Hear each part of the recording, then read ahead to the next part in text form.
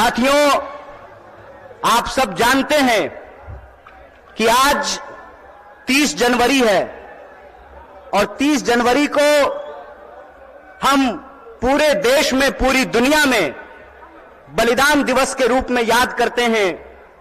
हमारे राष्ट्रपिता, हमारे बापू महात्मा गांधी को याद करते हैं और यह संकल्प लेते हैं कि मरते दम तक उनके आदर्शों पर चलेंगे।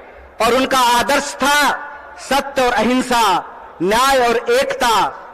और उनकी जो एकता की बात थी, उस एकता की बात के चलते ही जिनके आखिरी क्षण में भी मुंह से हे राम निकला था, उनको एक आतंकवादी कायर नाथू राम ने हत्या करने का काम किया था।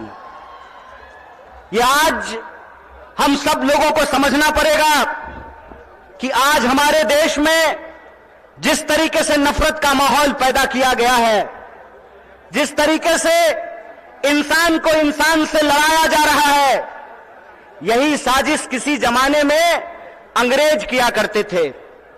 अंग्रेज भारत के लोगों को आपस में लड़ाते थे, हिंदू मुसलमान करवाते थे, मंदिर मस्जिद करवाते थे और फूट डाल करके हमारे ऊपर 200 साल तक राज किया था। एक बार फिर से जो लोग आजादी के आंदोलन में हिस्सा नहीं लिए, जिन्होंने इस देश के लिए शहादत नहीं दी, जो जेलों में नहीं गए, फांसी पे नहीं चढ़े, वो लोग जो उस वक्त अंग्रेजों की मुखबिरी किया करते थे, आज गद्दी पर बैठ करके फिर से लोगों को आपस में लड़ा रहे हैं, लोगों के बीच में नफरत फैला रहे हैं। बोलिए, ऐसा है कि नहीं है? नफरत फैल रहा है ना? कौन फैला रहा है? नहीं नहीं नहीं, मोदी अकेले उसमें शामिल नहीं है, उसके साथ वो सब लोग शामिल हैं जो आज समाज को बांटने का काम करते हैं, समाज को आपस में लड़ाने का काम करते हैं। वो सब लोग इसमें शामिल हैं। तो आप सब लोगों से मैं ये आग्रह करना चाहता हूं, आप सब जानते हैं कि कांग्रेस पार्टी ने, भारतीय राष्ट्रीय कांग्रेस ने अंग्रेजों से लड़ करके इस देश को आजादी दिलाई। आजादी दिलाई कि नहीं दिलाई? देश आजाद है ना? कौन आजाद कराया देश को? कांग्रेस ने इस देश को आजाद कराया। और आज एक बार फिर से जब देश में नफरत फैल रही है, उस नफरत के खिलाफ हमारे नेता श्री राहुल गांधी ने कन्याकुमारी से लेकर के कश्मीर तक पैदल चले वो, और उन्होंने कहा कि डरने की जरूरत नहीं है, डरो मत। इस समाज के भीतर जो न्याय है, लोगों का जो हक है, उसके लिए आपको संघर्ष करना पड़ेगा, उसके लिए आपको लड़ाई करनी पड़ेगी। राहुल जी ने कहा कि अगर देश में नफरत फैल रही है तो हमको मोहब्बत की आवाज को बुलंद करना पड़ेगा। और कन्याकुमारी से लेकर के कश्मीर तक उन्होंने भारत जोड़ो यात्रा की, भारत जोड़ो पद यात्रा की। जब भारत जोड़ो पद यात्रा हो गई, तब यह प्रश्न हमारे सामने था कि कौन सी ऐसी चीजें हैं जिससे यह देश ताकतवर बनेगा, इस देश को शक्ति मिलेगी।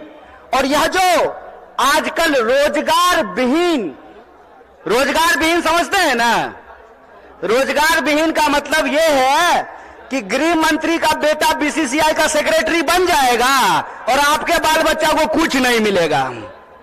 समझते हैं ना रोजगार विहीन विकास का मतलब? यह जो रोजगार विहीन विकास है, इस रोजगार विहीन विकास में इस देश के जो आम आवाम हैं, उनके बच्चों का, उनके जीवन यापन का मुद्दा कैसे हल होगा। इसीलिए यह बात कांग्रेस पार्टी ने उठाई कि समाज के हर तबके को भागीदारी देना पड़ेगा। और भागीदारी देने के लिए यह जरूरी है कि हमको देखना पड़ेगा कि समाज की रीढ़ किनको माना जाता है, देश का रीढ़ किसको माना जाता है। आप सब जानते हैं कि भारत दुनिया का सबसे युवा राष्ट्र है। भारत सबसे युवा राष्ट्र है लेकिन इस देश के युवाओं के साथ अभी यह हो रहा है कि आप पढ़ाई करते हैं, दिन रात तैयारी करते हैं, लेकिन जब नौकरी की बारी आती है तो नौकरी नहीं मिलता है। जब एग्जाम होता है तो प्रश्न पत्र लीक हो जाता है और पैसा लेकर के, घूस लेकर के सीट बेच दिया जाता है। बोलिए, युवाओं के साथ बेईमानी हो रही है कि नहीं हो रही है?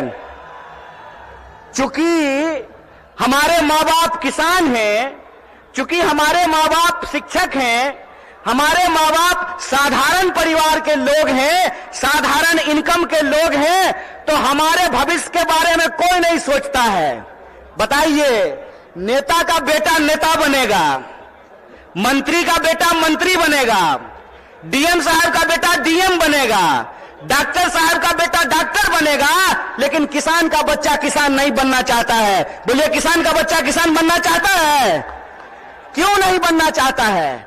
इसलिए नहीं बनना चाहता है कि इस देश की हकीकत यह है कि हर घंटे 2 किसान आत्महत्या करते हैं, हर घंटे एक नौजवान आत्महत्या करता है, हर मिनट किसी महिला के साथ कोई ना कोई अपराध होता है। आए दिन हमको यह सुनने को मिलता है कि जो शोषित पीड़ित वर्ग के लोग हैं उनके ऊपर लगातार हमले होते हैं, उनका अधिकार छीना जाता है। देश की इस परिस्थिति को देखते हुए, जब बेरोजगारी 45 साल में सबसे ज्यादा है, महंगाई आसमान छू रहा है। आप लोगों को याद था ना, पहले पेट्रोल कितना में मिलता था? पहले पेट्रोल कितना में मिलता था? 50 रुपया में। अब कितना में मिलता है? 100 रुपया में। महंगाई बढ़ी है कि नहीं बढ़ी है? सरसों का तेल पहले कितना में मिलता था? 80 रुपए किलो। अब कैसे मिलता है? 200 रुपये किलो। बोलिए, महंगाई बढ़ी है कि नहीं बढ़ी है? जिस तरह से महंगाई बढ़ रही है, किसानों की आत्महत्या हो रही है, जवानों की आत्महत्या हो रही है, महिलाओं के ऊपर अत्याचार हो रहा है, बेकारी 45 साल में सबसे ज्यादा है, तब इस देश के नौजवानों को, बिहार के नौजवानों को यह सोचना पड़ेगा कि उनका भविष्य क्या है।